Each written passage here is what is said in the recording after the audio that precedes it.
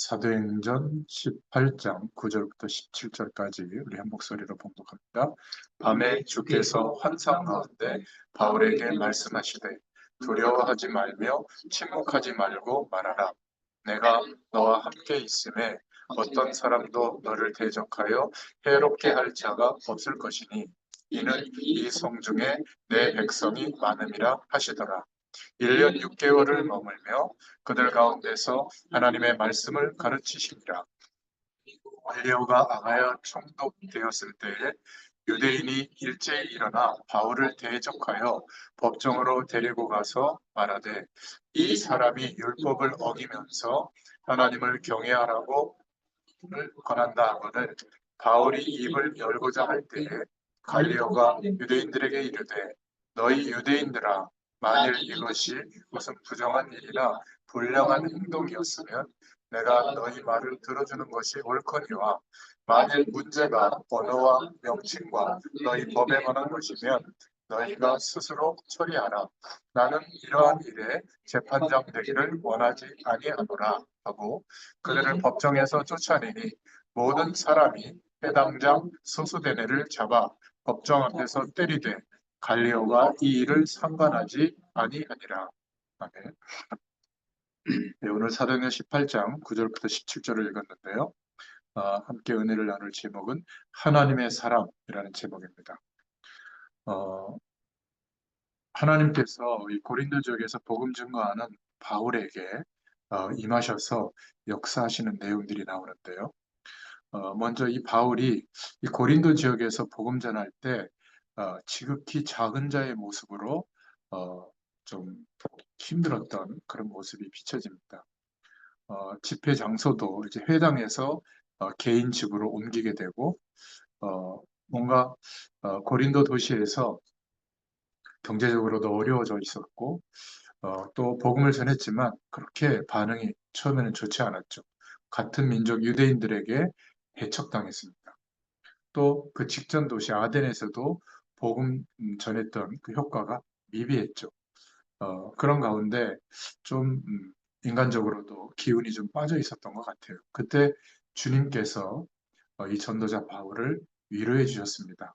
그 내용이 18장 9절에 나오는데 밤에 주께서 환상 가운데 바울에게 말씀하시되 두려워하지 말며 침묵하지 말고 말해라. 부활하신 예수님이 바울에게 환상 중에 나타나셨단 말이죠.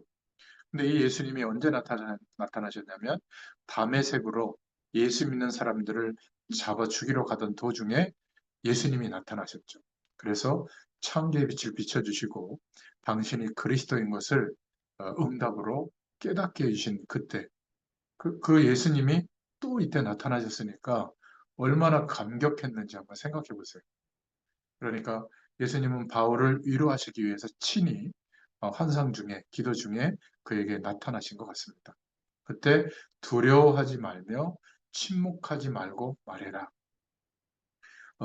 복음을 증거했을 때 오히려 배척하는 일들이 생길지라도 효과 없는 것 같을지라도 침묵하지 말고 복음을 전해라.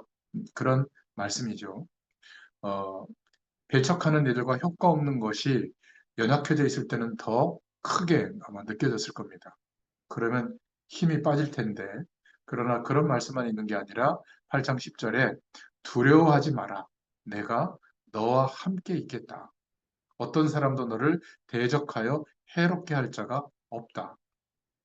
두려워하지 마라. 내가 너와 함께 있을 것이다. 이러한 부르심과 약속은 구약 성경에 여러 군데서 나오죠. 모세에게, 또 여호수아에게, 예레미야에게 이들을 부르시고 힘을 주실 때 약속하셨던 말씀과 같은 말씀이에요. 세상이 복음 전하는 대열 속에 있는 우리를 어떨 때는 두렵게 하기도 하고 또 그 현장에 복음을 전해야 되는 어떤 사명 앞에서 뭔가 두려워질 수가 있는데 그때 하나님이 함께 하시기 때문에 두려워할 필요가 없다. 이것이 우리에게 실제가 되면 오히려 주님을 바라보는 그 시간, 하나님 주시는 기쁨이 우리에게 있게 될 줄로 믿습니다.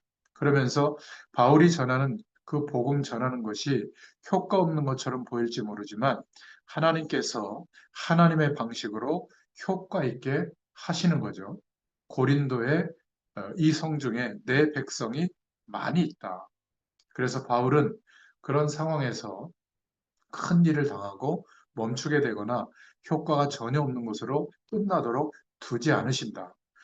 오히려 바울은 지금 하던 그대로 계속 담대히 복음을 전하면 되는 것이죠. 18장 11절에 있는 것처럼 있는 자리에서 인내하고 지속적으로 하나님의 축복을 누리기 위해서는 하나님이 주시는 힘을 덧입어야 될 줄로 믿습니다.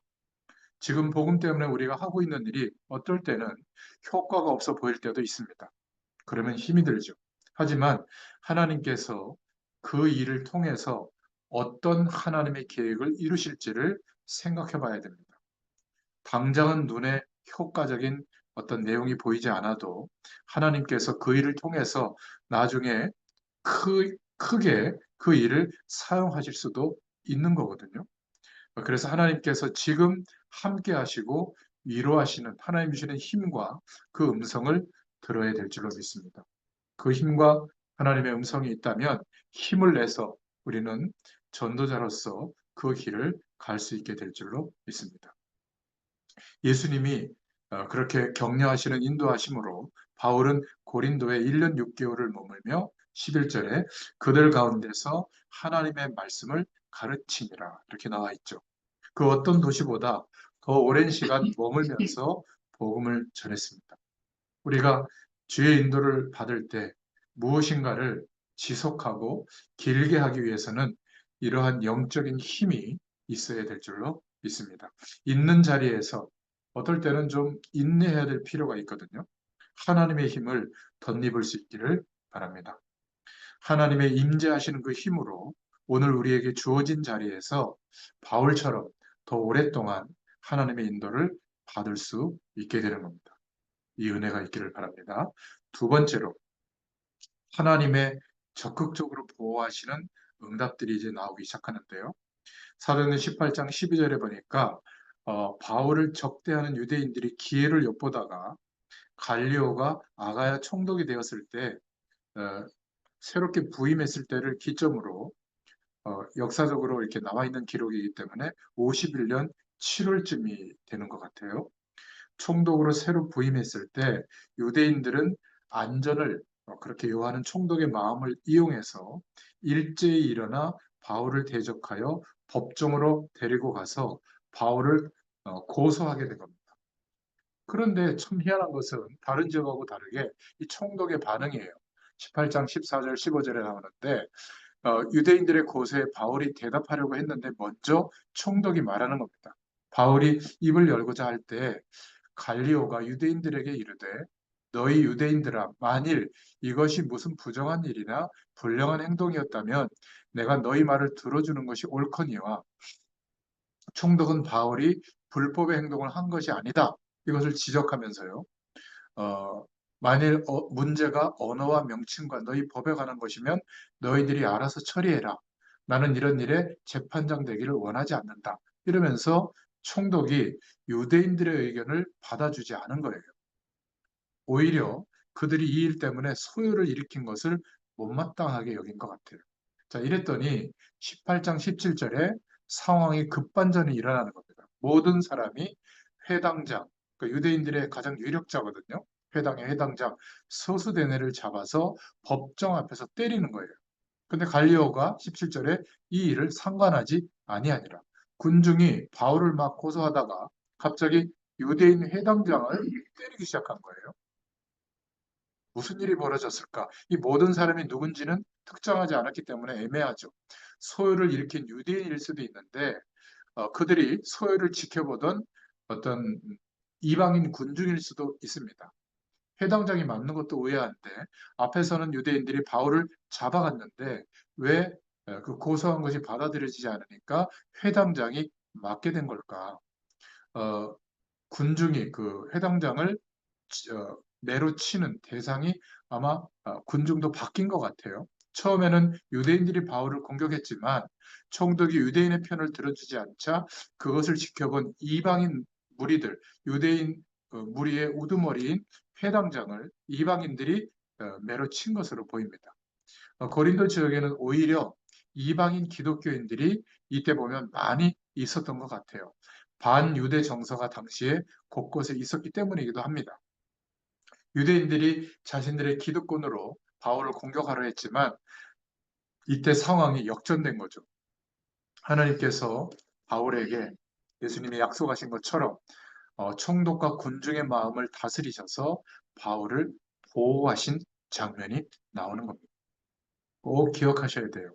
하나님의 사람을 하나님은 보호하십니다. 저는 이것을 분명히 알고 있어요. 전혀 예기치 못한 방식으로 이러한 보호하심이 나타나기도 하는 거예요. 하나님께서 세상을 통치하시고 계시기 때문에 하나님의 뜻이 이루어지는 겁니다. 매우 이상하지만 또한 자연스럽게 일어나는 것이 하나님의 사람을 하나님이 보호하시는 내용들이에요. 어떨 때는 기적 같기도 하고 아주 당연한 일 같기도 합니다. 중요한 것은 하나님의 보호가 있다는 사실, 하나님의 사람을 하나님은 보호하십니다. 그래서 고린도에서 낙심한 바울에게 하나님께서 용기를 주시고 또 중요한 문제 앞에서 하나님이 다시 힘을 주시면서 보호하시는 것을 오늘 우리가 보게 되는 겁니다. 하나님의 사람들도 때로는 힘을 잃을 때가 있죠. 하지만 하나님께서 다시 힘을 주실 줄로 믿습니다. 하나님의 보호는 누구도 그 보호하심을 뚫을 수가 없다. 하나님의 사람을 하나님이 보호하시는데 때로는 기적으로 또 때로는 당연한 방식으로 보호하시죠. 아주 이상하고도 일상적인 방식으로 보호하십니다. 그렇기 때문에 언약 백성된 저희들은 두려워하지 마시기 바랍니다. 어떤 상황에서도 하나님의 사람은 결국 안전하게 될 것이다. 이 하나님의 보호는 누구도 뚫을 수 있는 사람, 영향력을 가진 권세자들 없습니다. 하나님의 보호하심 속에 우리가 있게 되는 줄로 믿습니다. 자, 그렇다면 오늘 세 번째로 하나님 앞에서 부르심의 이유, 사명에 대해서 오히려 강화되는 은혜를 주실 줄로 믿습니다. 지금의 문제, 환경이 아니라 사실 바울의 마음이 문제거든요. 하나님은 환경을 고쳐주신 게 아니라 마음에 대해서 18장 9절 10절에 말씀해 주신 거예요. 고린도에서 너무 열악한 환경으로 인해서 힘들어하고 두려워하고 있을 때 하나님께서 바울에게 말씀하신 거죠. 밤에 주께서 환상 가운데 바울에게 말씀하시되 두려워하지 마라. 9절 10절에 환경 때문에 힘들어하고 있는 바울에게 환경을 고쳐주신 게 아니라 바울의 마음에 대해서 말씀해 주신 겁니다. 우리가 사명자로서 환경 때문에 사명의 길을 가지 못한다고 하는 착각은 내려놔야 돼요. 지금 고린도의 이 문제는 환경 때문이 아니라 바울의 마음 때문이었습니다. 착각하는 것 중에 큰 것 중에 하나가 내가 사명을 따라 인도받고 싶은데 환경이 허락하지 않는다. 이렇게 생각할 때가 많거든요. 그렇지 않다는 겁니다. 사명의 길의 가장 큰 장애물은 환경이 아니라 우리 자신의 마음인 것을 기억하시기를 바랍니다. 사명의 길을 가지 못하는 것은 항상 우리 자신의 마음 때문이다. 다른 것은 사실은 하나님의 보호하심 속에 있는데 문제가 되지 않는데 우리의 마음이 흔들리는 거죠. 그래서 두 번째로 생각해 볼 것은 왜 예전에는 안 그랬는데 지금은 사명의 길을 가지 못하고 있을까? 오늘 그런 분들이 있다면 말씀으로 답을 붙잡기를 바랍니다. 모든 신앙인은 그리스도 안에 회복된 생명의 축복 속에 있는 사람들은 사명을 가지고 있습니다. 우리 자신 안에서 일어나는 신앙의 성숙을 향한 그 길을 가야 하죠. 가정과 직장에서 우리가 가야 될 사명의 길이 있습니다. 그런데 많은 사람들이 그러한 사명은 과거가 되어버린 경우가 많아요. 옛날에 사명은 있었지만 지금은 지쳐 있거나 뭔가 현실 속에 있는 사람들이 많습니다. 지금 사명의 길을 가고 있지 않는 그 이유가 뭘까? 가족을 꾸리고 뭐 일하는 곳에서 돈을 벌어야 하고 어려운 환경을 극복해야 되고 그런 것 때문일까? 아닙니다. 사명을 잃어버린 마음 때문인 것을 우리는 점검해야 됩니다. 정말 하나님께서 우리에게 부르시고 인도하시는 그 부르심의 이유, 하나님이 바울에게 말씀하셨죠. 침묵하지 말고 말해라. 내가 너와 함께 있음에 어떤 사람도 너를 대적하여 해롭게 할 자가 없을 것이니. 안 될 것 같지만 됩니다. 하나님이 원하시는 일은 되어지게 되어 있어요. 환경이 나를 가지 못하게 할 것 같지만 결코 그렇게 하지 못합니다. 우리에게 부여받은 그것이 진정 사명의 일이라면 하나님은 지속하게 하실 줄로 믿습니다. 그래서 하나님께서 우리에게 사명을 주실 때 하지 못할 일을 주시는 적은 한 번도 없으세요. 사명인데도 계속 막힐 때도 있습니다. 바울이 그랬잖아요. 방향만 틀면 한 걸음에 막 1000걸음을 가는 응답을 주시는 것도 아니에요. 사명의 길에도 순서가 있고 절차가 있습니다. 너희는 먼저 그의 나라와 그의 의를 구해라. 이것이 우리의 인생의 방향이 될 때 이 모든 것과 더하여 주시는 축복은 따라오게 되어 있는 거죠. 모든 일에 수고가 동반해야 되듯이 사명의 일에도 수고가 있어야 되는 거예요. 그렇기 때문에 사명의 길을 가는 중에 힘든 내용도 있고 또 장애물을 만나게 됐을 때 이제 멈출까? 이것부터 생각하지 말고 우리는 사명을 잡고 그 길을 찾아야 될 줄로 믿습니다. 그래서 세 번째로 기억해야 될 것은 사명의 일이 아니라 그 사명의 길을 가는 우리 자신이 중요하다는 거예요. 하나님이 우리를 일꾼으로만 부르신 것이 아니라 우리 자신, 존재 자체를 그리스도 안에 부르셨죠. 사명의 일이 아니라 그 길을 가는 우리 자신이 너무 중요한 겁니다. 그래서 사명의 길을 갈 때에도 우리가 해야 하는 일보다 더 중요한 것은 우리의 자신을 챙기는 겁니다. 하나님 앞에 세우는 시간이 있어야죠. 하나님의 은혜를 충만히 누리는 시간이 있어야 합니다. 그 일을 하면서 무엇보다 우리 자신이 더욱더 믿음의 사람으로 거듭나게 되는 것이 하나님의 목적이지, 막 그 일을 잘해가지고 하나님을 도와라. 그것은 우리 인간적인 생각이죠. 바울이 사명의 길을 갈 때도 바울의 믿음이 자라는 것이 하나님은 중요했습니다. 바울은 거절과 이 고린도 지역에서 핍박 속에서 주님의 마음을 깨닫고 그 속에서 하나님으로 세워지는 것을 이때 훈련받은 거예요. 사명자들은, 전도자들은 그렇게 현장에서 만들어져 가는 겁니다. 거절이라든지 장애라든지 또 장벽이라든지 뭔가 안 되어지는 상황에 놓여졌을 때 우리의 깊은 죄와 허물이 드러나게 되거든요. 뭔가 우리의 믿음의 수준도 드러납니다. 그렇게 깨지고 훈련되지 않는 한 어떻게 사명의 길을 계속할 수 있겠습니까? 마음속 깊은 곳에서 우리 자신이 더 조절되면서 사명을 부여잡도록 하나님의 훈련의 방법이 거절과 장애인 줄로 믿습니다. 그 속에서 하나님은 또한 하나님의 일을 더 가다듬으면서 하나님의 일이 되도록 우리의 생을, 현실을 인도하시는 줄로 믿습니다. 그래서 기억하실 것은 하나님께서 맡기신 그 사명은, 그 일은 분명한 열매가 있습니다. 이는 이 성중에 내 백성이 많음이라 하시더라. 할렐루야. 할 일이 있다는 거죠. 하나님께서 맡기신 일입니다. 사명이 있는데 어찌 막히기만 하겠어요. 그죠? 그 일이 막히든 열리든 우리가 사명을 가지고 가면 분명히 하나님이 약속하신 열매가 맺어집니다. 우리가 사명을 붙잡고 그 사명의 길로 가는 것을 포기하지 말기를 바랍니다. 자, 오늘 말씀의 결론입니다. 우리는 사명의 길을 가자. 하나님은 그 사명을 이룰 수 있는 힘과 여건도 주십니다. 왜냐하면 하나님께서 주신 사명이거든요. 그러면 당연히 그 사명을 이룰 수 있는 힘과 여건도 주십니다. 안 된다. 그렇게 말하지 말고 되게 할 수 있는 그런 방향으로 소망을 가질 수 있기를 바랍니다. 사명은 포기함으로 이루어지지 않는 일은 있어도 이루지 못할 일은 없어요. 이루지 못한다면 그건 하나님이 주신 사명이 아니죠. 이룰 수 있기 때문에 하나님이 하시기 때문에 주신 것이 사명입니다.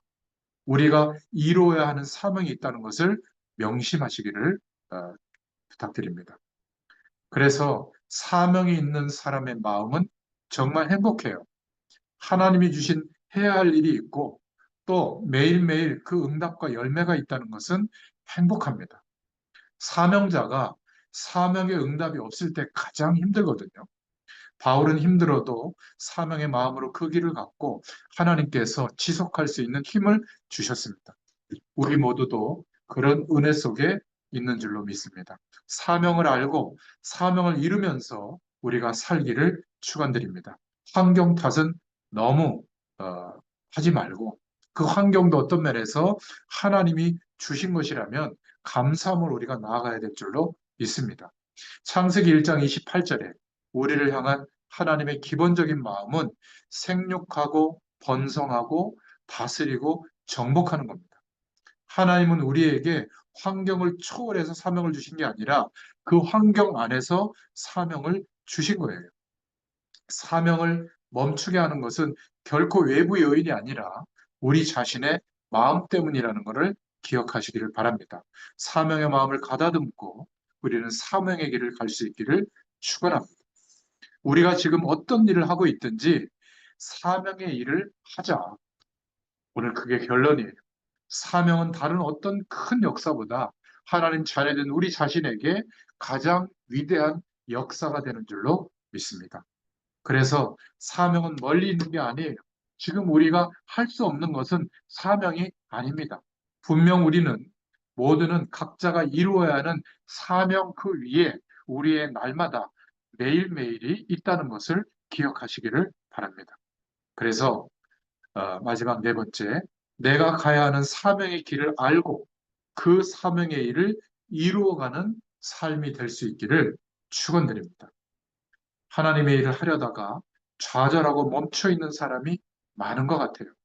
또, 에이, 뭐, 어떻게 되겠지. 될 대로 되라. 이런 식의 삶은 더 안 됩니다.